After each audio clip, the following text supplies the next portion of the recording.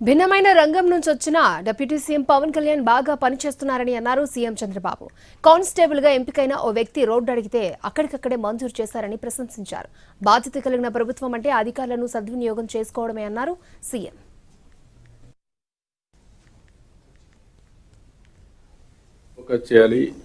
Very happy మిత్రుడు పవన్ కళ్యాణ్ గారు కూడా అండ్ డిఫరెంట్ ఫీల్డ్లో నుంచి వచ్చిన స్ట్రగుల్ అవుతున్నాడు బ్రహ్మాండంగా.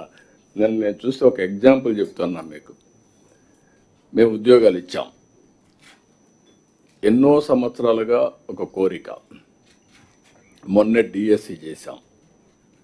ఎన్ని పిటిషన్ రావాలనో అన్ని కంప్లైంట్స్ వచ్చి రిట్లు వచ్చి హైకోర్టు నుంచి సుప్రీంకోర్టు వరకు వస్తే 31 కేసులు ఫినిష్ చేసి నిన్న వాళ్ళకందరికి ఉద్యోగాలు ఇస్తే ఎంత హ్యాపీగా ఫీల్ అయ్యారంటే హిస్టారికల్ మీటింగ్ అనిపించింది.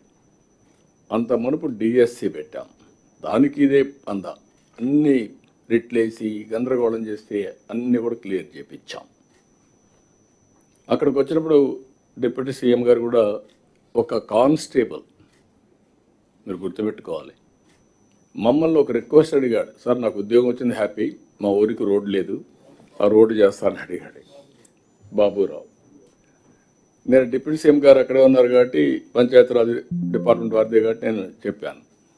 వారు అక్కడి నుంచి డిపార్ట్మెంట్కి మెసేజ్ ఇచ్చి దానికి 3.9 crores కాస్ట్ అవుతుందని చెప్పి ఎస్టిమేట్స్ తీసుకొచ్చి మీటింగ్లోనే అనౌన్స్ చేశాం.